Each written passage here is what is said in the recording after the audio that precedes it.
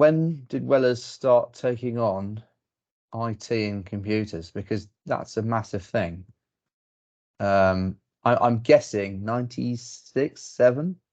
Yeah, it started slowly and then just snowballed.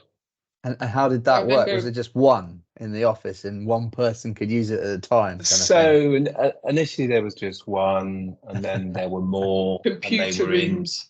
In computer rooms where you could go and you get on a computer if one was free, and then the rooms were networked within the room, and then the two networks were joined, and then distributed computers between the offices. Right. Okay. Oh no, it was within just each within office. Each office. Okay. Each office was discrete, and then clearly, eventually, as the internet got better, we were able to link all the offices. I remember we won quite a big client in London, and I think that was about 2000, and they were asking for email addresses, and I remember saying to Neil, "What's an email address? What's that?" Yeah. And he said, "Well, we have set one up," and it was like info at Wellers Accountants or Wellers London or something. So I was able to say to this client, "Oh yeah, we've got an email, just send." I don't have a clue what I was talking about, but within a year it was just all change, wasn't it? And we had to move because the clients were starting to say, this is how we want to deliver our information. Yeah, but before the internet, we had the fax.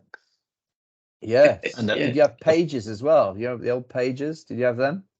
No.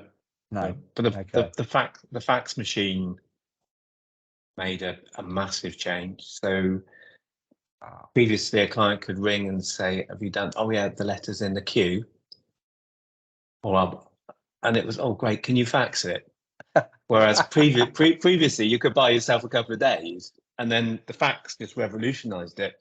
Time pressures. Timeline lost that smaller. And then obviously email now is just instant, and people think you've got nothing to do but reply to their email, and they're expecting almost similar. They expect you to reply before they've pushed send. Yeah. It is that much. It's almost real time nowadays. An always on world that started. It's interesting thinking about the pressures, isn't it? That yes. Everything has pressure built. About the competing pressures. There's lots of things where I wish I was starting my career now that's so much better.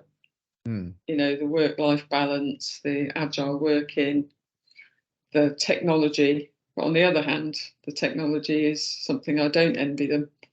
It impacts on every aspect of your life, doesn't it? Because you've always got your phone with you, you've always got WhatsApp messages, you've got so many different ways now of people contacting you that it can be quite.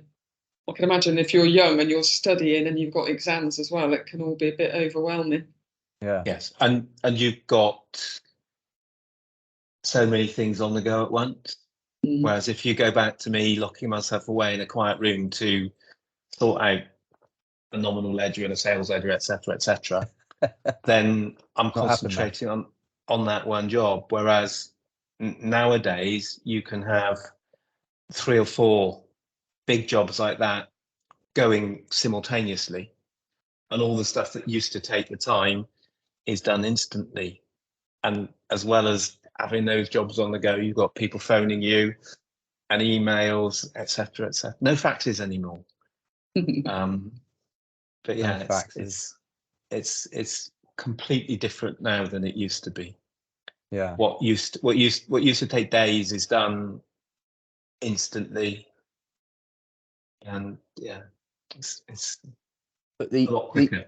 If I take you back, so we sort of got to the 2000s. I assume it's somewhere around there that you start, or maybe even slightly before late 90s, that you start getting the desktop software. Now, young people go, "What on earth is desktop software?" Because they're just used to everything online. So, software that was based purely on downloaded onto what was a computer then? I think laptops were still a little bit further away, or coming in the late 90s, weren't they? Mid-late 90s. So, if I think about that, when did you first start experiencing or using things like Sage? Well, the first big drama. Do you remember the lead up to 2000, Andrew? Oh, Yes. yes. with Toms. The zeros. Oh my And God, the- the world is going to come to an end. Yes. Nothing's going to work. So there was a law that said you had to have a millennium bug policy, Yeah. Right. and so I did ours, and it was, we've still got the computers downstairs. If we've still got the typing machines downstairs, if the computers don't work, we can do it manually and type the accounts Yeah. up. And it was quite a very brief document. We had because the whole some thing- consultants in nonsense. London, some IT consultants at the time, a couple of South Africans, Australians. They were earning a fortune, Yeah. all on the basis of this scaremongering that, you know, Millennium everything was going to bug. change. Yeah. Yeah. Everything was going to collapse. And The it zeros. was amazing, really, when you look back.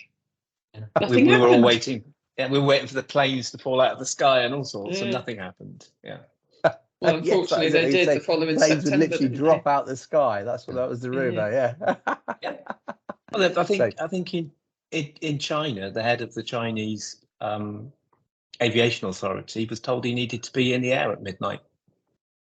I want to get rid So of it. no, you've been responsible for making sure that our planes aren't going to fall out of the Yeah, sky. you'll test Therefore, it out. you're going to be in the air.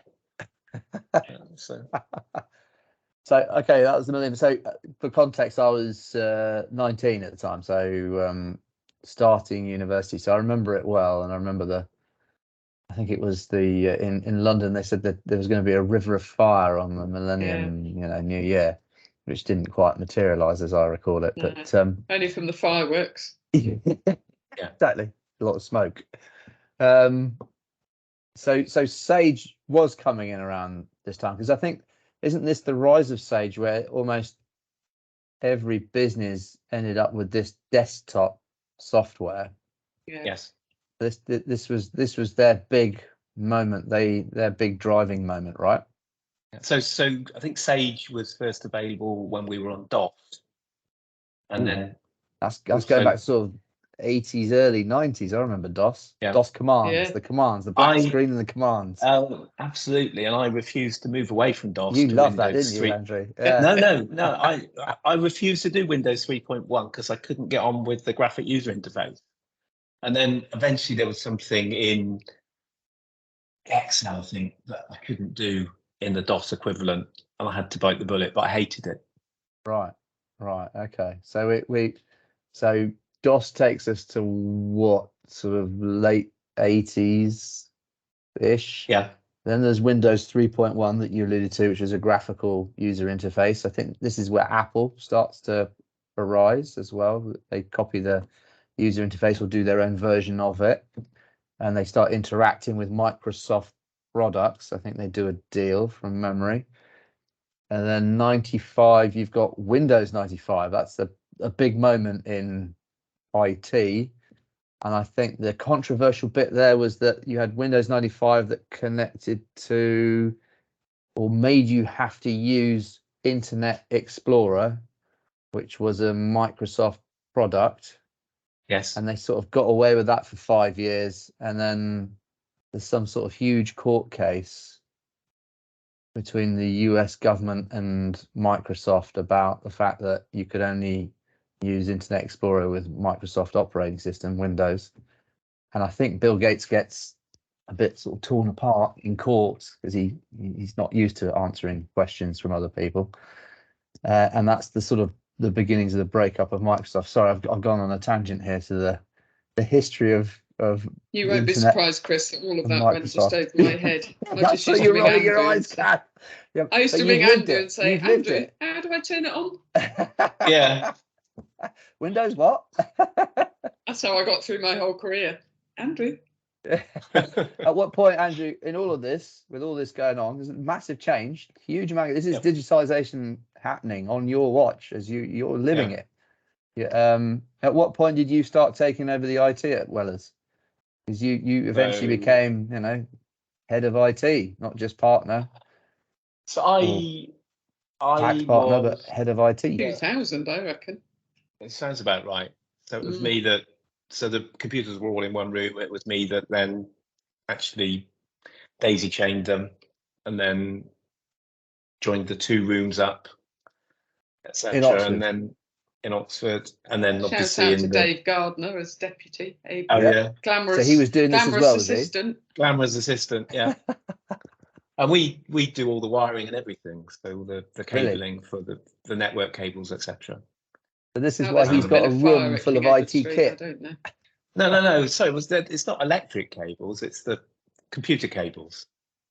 But Yeah. there's no SCART fire risk. cables, all the Yeah. old stuff. Yeah. And there was HDMI some now. there was some drilling through walls and stuff to get the cable runs away, Wow. Wow. because this is a very old building, and so some quite thick walls.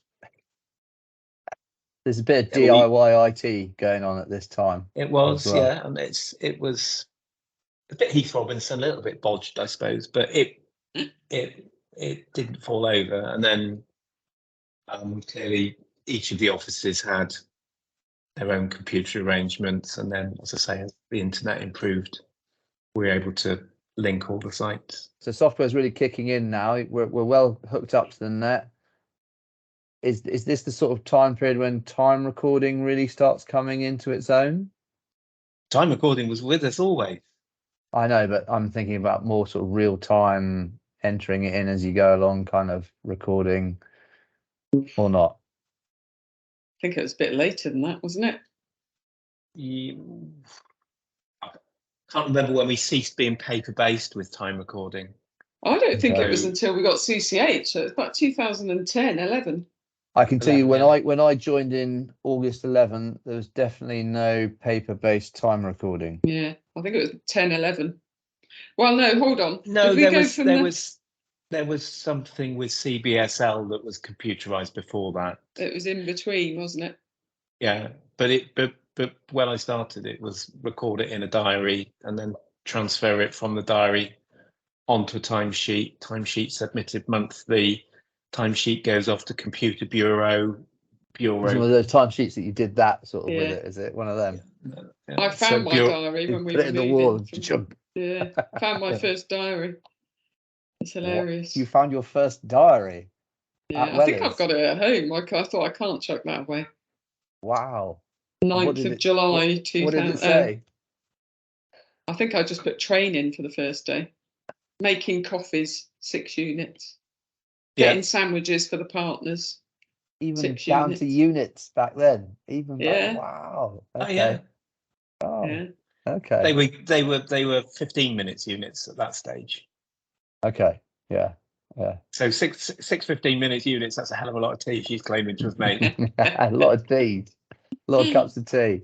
I guess I could talk to you guys all day and all night about this stuff because it's fascinating. I just think that the fact that you brought the firm through this into this digital age with massive transformation is remarkable, and that you lived through in the workforce the beginnings of it. I was born into the beginning of digital, so I have a bit of a memory of analog and digital. So I'd probably be one of the last generations, but I didn't work through that necessarily. So I think that's fascinating.